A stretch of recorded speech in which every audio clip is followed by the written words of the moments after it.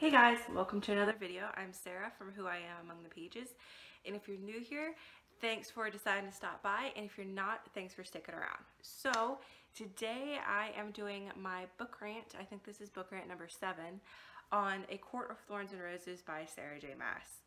I have read this book before. I have read it at least once, and I was in high school. I think I was a sophomore, and I loved it back then. And because, you know, like everybody else's life, things have sucked recently, and I decided to go back and reread one of my favorite books instead of just forging on into new stories.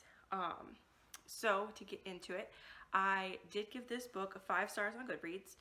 And I had an older Goodreads account when I did read this book, and I'm pretty sure even then I still gave it 5 stars. I really doubt I gave it any less.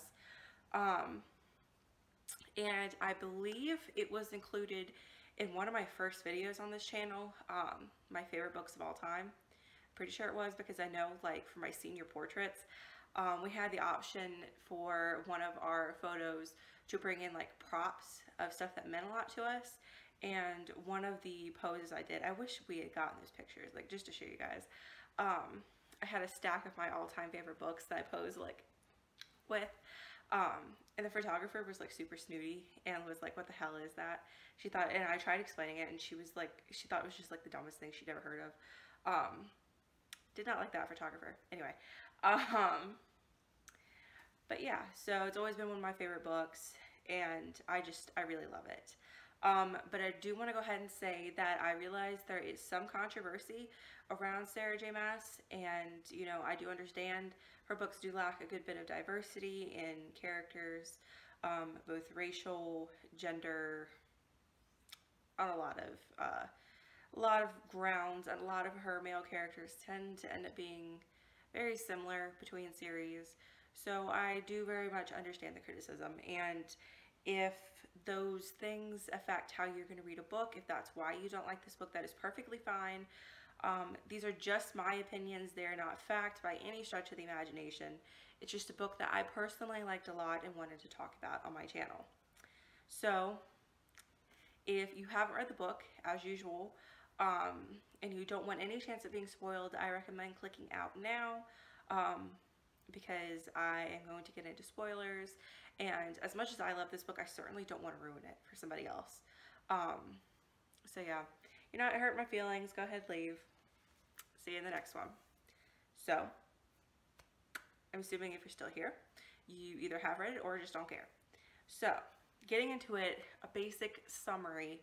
The book follows a heroine named Farah, who comes from a very now poor family. The family is her 2 sisters, who are both older than her, Nesta and Elaine, and her father, who is horribly crippled, physically, and I would go as far to say as emotionally as well. She has to hunt to take care of her family, and she goes hunting in the woods one night. She spots a deer across a clearing, and at the same time spots what's also hunting the deer. It is like this huge wolf, like the size of a bear. So she's like, okay, well, I can't kill both of them, so I'll go after the big one. So she kills the wolf, and it turns out that this beast is not just a beast. It is, in fact, one of the High Fae. And in this world, there's the human world, and then there's Prithian, which is ruled by the Fae. And nobody really knows what goes on beyond those walls. Because after a war that had happened hundreds of years ago, a wall was built to separate the Fae from the humans. And, you know, 2 separate worlds. One night, a beast, much like the one that she killed in the woods, breaks into her cottage, steals her way to the world of the Fae. She is taken to the Spring Court, which is ruled by a High Fae lord named Tamlin. And at first, she is, of course, very much against everything that they offer her. It is a Beauty and the Beast retelling.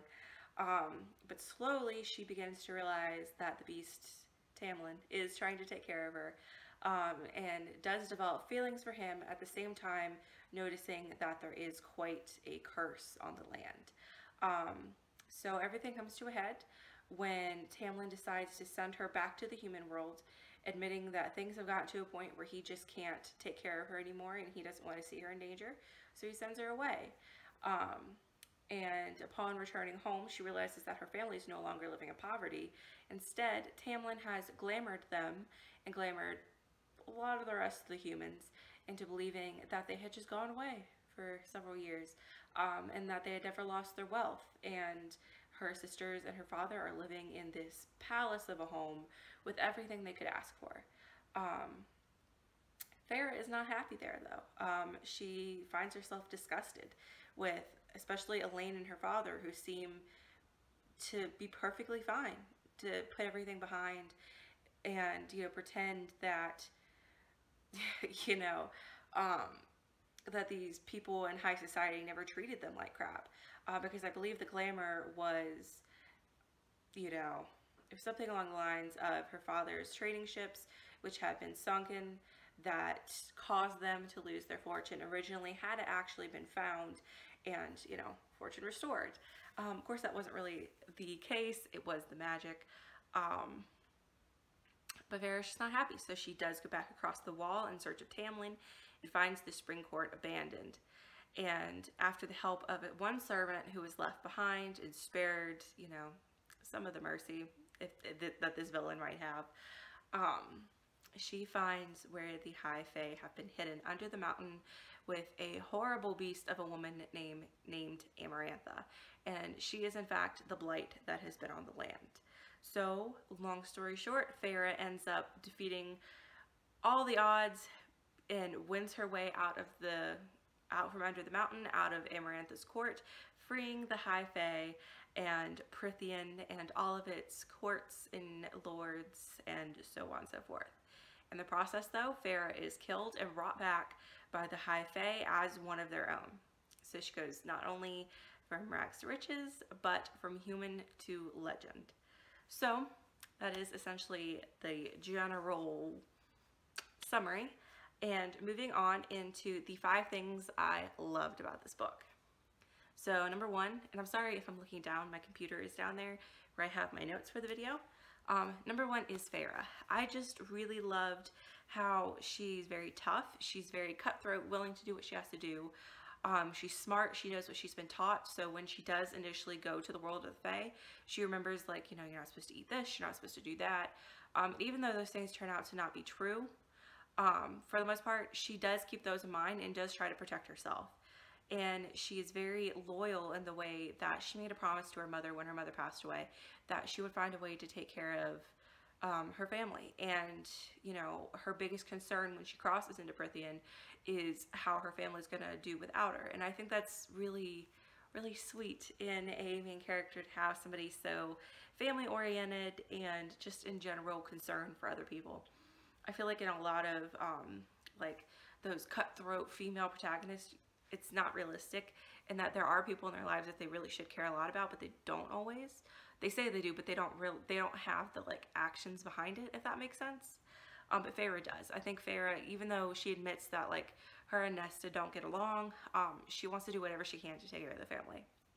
So she's also less angsty than a lot of female protagonists. I feel like her level of I hate my life is very warranted, compared to some female protagonists of that persuasion, if you follow me. So yeah, all around I think she's a pretty well-developed character, and fairly believable, especially for a fantasy protagonist that in the end isn't even human. Yeah. So second, and I have read the rest of the books, I do know that this will change, is Tamlin. He's just like the perfect embodiment of the Beast character in a Beauty and the Beast retelling, if you're going like from the Disney version. You know, he shows up, he steals her away, he's awful, he's drooling, he's just this horrible monster. And then over time, he gradually gives her the things she loves, and he never forces himself on her. He instead like lets her come around first. And Beauty and the Beast is my favorite Disney movie of all time, and I feel like that's how the Beast in the Disney movie did it. you know, got Belle to come around. And I feel like that is very well done, and it is not quite so Stockholm syndrome-y. Like, yes, Feyre was made to stay there, but at the same time, she still had like enough of her own freedoms that it didn't feel quite as I don't know. It didn't feel abusive. Like, I can see some people thinking Beauty and the Beast can be.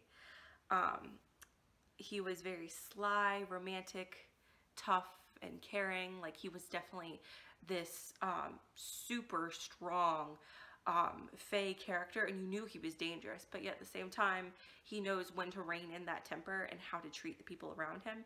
So he's not just this snarling monster like 24/7, even when he's not in his like animal form. So the third thing I really, really liked was the curse reveal. I thought it was really well thought out, the way that it was revealed. And, you know, all along, while Feyre had originally been in Prythian, we knew that things weren't going well. Like, Tamlin and Lucien have those masks on their face, and so does the rest of the court, and they can't take them off. And the little ties back to little things that Tamlin had said and done, like how they purposefully let Feyre know, like, hear things, and the comment about like Lucien being like, well, you sure care a lot for somebody that has a stone heart, and then of course Feyre being able to connect that back when she has to kill the 3 innocent fairies under the mountain. And it really, like, one of my favorite things about Sarah J Maas's books, period, are how well these little tiny plot points that aren't obvious tie back into the larger picture. So when you're reading the story through, it's just a good story, but then you get to the end and then you see how all these little tiny things you didn't notice that just seemed like part of the narrative were important. And I think that's really impressive to be able to do. It shows that, I think, as a writer, she plans a lot, and like, I'm a pantser. Like, I never really plan out my stories. I just kind of go with my gut and let it develop. But I would be willing to bet she plans a lot before she writes. I think you'd have to have things that detailed.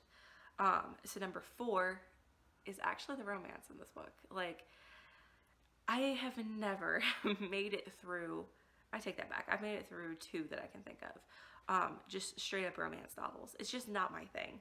The only 2 I've ever gotten through were The Notebook, because I was like an angsty 12-year-old who was like, oh, it's so sweet. You know, I actually don't like The Notebook now. I think it's a discussion for another time, but I don't like it. And then I read The Last Song when I was probably around the time I read Court of Thorns and Roses, actually. I was probably about 15. But romance isn't something I generally pick up a novel thinking like, oh, well, I want to read for this reason. Beauty and the Beast is, of course, a romantic story in and of itself, but the way the romance gradually developed through acts of kindness towards each other, and of course there was the aspect of physical attraction, and I will talk about that in a little bit, but they really built up their relationship through helping each other out and allowing each other little bits of kindness, and I really appreciated that. Like, I think it's a very nice way to develop romance and develop what we find out is not a healthy relationship, but it looks like it's going to be healthy. I don't think there was anything intrinsically harmful about it in the beginning. And I feel like in a lot of fantasy novels, especially for YA, the romance doesn't tend to be built like that. And also, I just appreciated how it was very central to the plot, but the romance itself was tied into the tension of the other subplots, and then of course the main plot. So that at no point was it a straight up romance novel. The dynamics between her and Tamlin, how they were built and torn down, and how they were dealt with, generally was focused around other issues in the book. And I really like that. It wasn't just straight up, oh, well, he's kind of hot, I think I'm going to go with him. It developed because of other things that developed in the book. I think that's kind of general. I don't know if I'm explaining that well. I really don't talk about romance a whole lot, I don't think. So I hope you get what I'm saying. I don't think you do. So number 5, the last thing that I loved about this book was the way you just get completely lost in the story. Like, I was reading this book for hours at a time and would have no idea that hours had passed. Like, forget where I was, I'd forget what I was doing. just amazing. And, you know, 2020 has been a tough year for the entire world. So being able to have a way to escape has been really important for me in dealing with, you know, both everything with the pandemic and in my personal life, because, I mean, it's been a heck of a year. So having a way to escape is really how I deal with a lot of tough things. And this book definitely has the escapist feature to it. There's just so much happening at like the perfect pace that it's easy to just fall into the book. There's a perfect amount of description that you can very vividly see what's going on around you, but the description isn't these long passages of like flowery prose. The description is wound in with the action of the story. So it's like, I mean, it's like watching a movie, you know, you see what the characters are doing, but then you're also observing the environment that they're in. And you know, that's the goal of every writer to be able to do, and Sarah J Maas just does it perfectly. So that's what I loved, and I stand by everything I said. If you don't agree with me, of course, just my opinions, as I said before. So the next thing, our last little bit of this video, because it's already getting long, is of course the 5 things I didn't love about this book. I don't want to say hate. I think I usually say the 5 things I hate about this book, but I just love this so much that I don't think there's anything I truly hate. There's just things I think could have been done better. So the 5 things I didn't love about A Court of Thorns and Roses. The first one was the family dynamic, and I think I talked about this in my reading vlog when I was going through the book. I think Farah is kind of unnecessarily disgusting towards her dad at some points, especially, you know, in the beginning.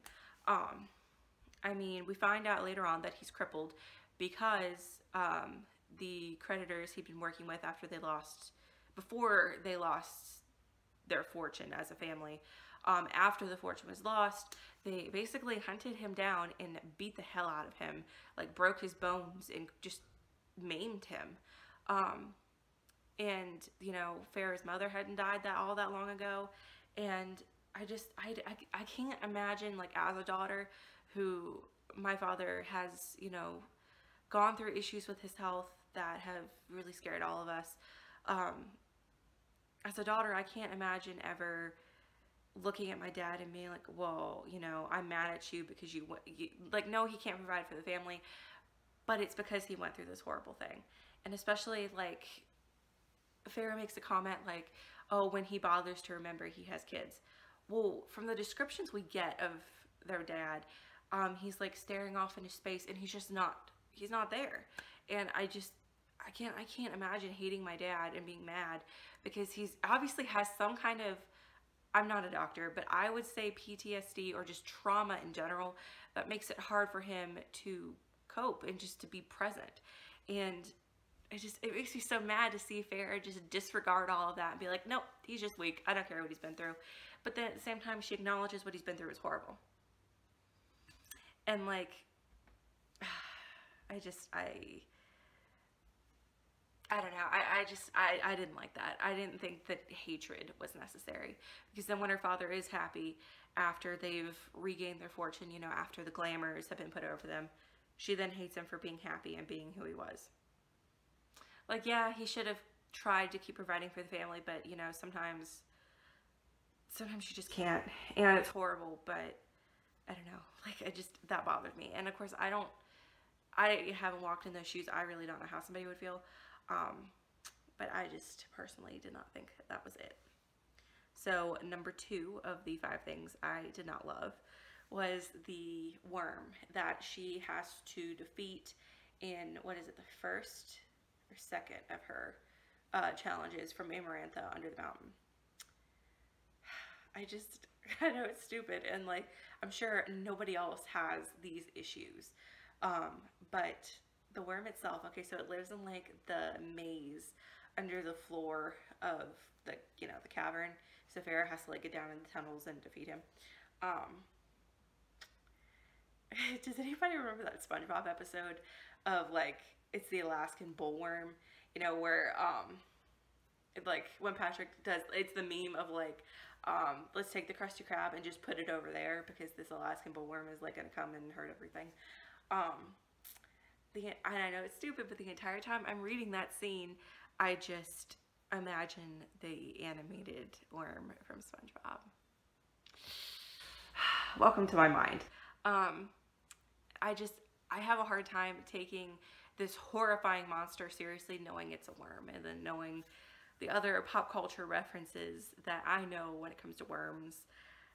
Yeah, I would have been more impressed with just a different kind of monster, even if it's like a sightless lizard or something, but just worm I didn't vibe with, if that makes sense. I couldn't help but giggling at, like, remembering some of the SpongeBob memories. Yeah, it just didn't go well with me. Number 3, this is a sensitive topic for some people, so if you want to skip over it, feel free. But the sex in the book. I mean, personally, like, I'm an adult. I don't mind. I'm not bothered by reading very intense sex scenes. But this is a book that at least originally was marketed to a YA audience. And I know I read this when I was 15, and my siblings are a little bit younger than me. They're not 15, but they're not really that far off. I would not be comfortable knowing that they're reading sex scenes that intense. If you're going to have intimacy in a book meant for a young audience, like under 18, have it, but you really don't need to detail it to the degree, like talking about things with that level of description. You know, talking about hickeys on the neck, fine, but the actual act does not need to be put into such visceral description, I feel like. I feel like it kind of glorifies sex, and doesn't really take in, like, the full depth of what sex is and what can result from it. And I think it's kind of dangerous even though this is a fantasy book, so I don't think people are taking this literally. I think it's kind of dangerous for the audience to be reading material that discusses sex so flippantly without having a further discussion on why you have to be so careful. I'm not trying to preach, but that bothered me. I don't remember it bothering me when I read through it as a teenager, but now, yeah, I don't think that should have been included the way it was. So number 4, the layout of the courts. I think it's a little confusing. So the seasonal courts I get. You have spring, summer, autumn and winter. That I can vibe with. I have no issue with. Makes sense.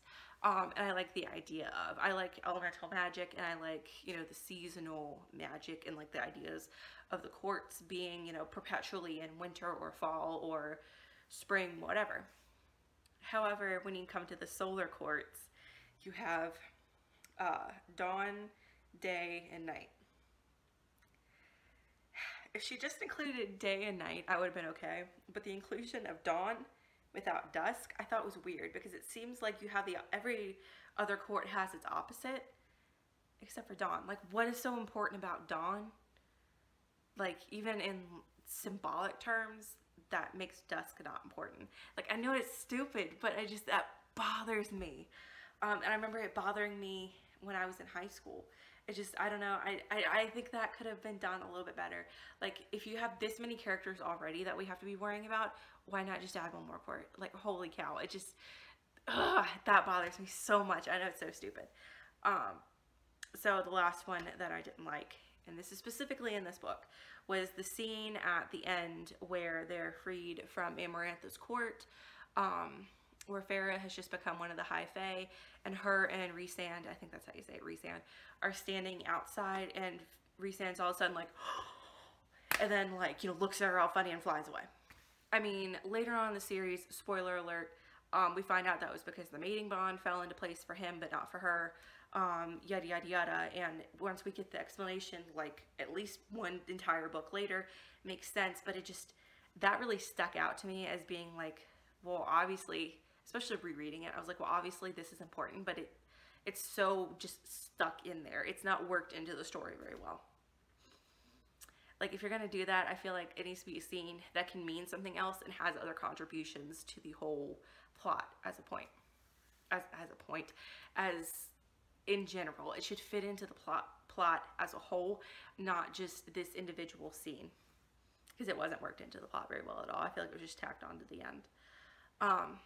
But yeah, so that is my book rant. Ooh, can't close my laptop. Book rant number 7 on A Court of Thorns and Roses, and I'm sitting on the floor and both my feet are asleep. Holy cow, it hurts. So very quickly, my Goodreads will be linked down below in case you want to keep up with what I'm reading, which currently I don't have it with me, is Dumplin', which is 3.5 hours away at my parents' house. And down here I am reading I think it's just Bone Crier's Moon by Catherine Purdy. And so far, I am not a fan. I can't wait to discuss this further because I really haven't seen where a lot of people have read this book. So yeah, I'll be definitely doing a reading vlog and book rant on that. But yeah, Goodreads linked down below. Wattpad will be linked as well. I am getting back active on Wattpad in case you want to keep up with what I'm writing because I am a writing major in college at Virginia Tech. So yeah, I hope you guys enjoyed the video. We're back to doing videos every day, working hard. So yeah, I will see you guys again tomorrow if you choose to stick around. So bye!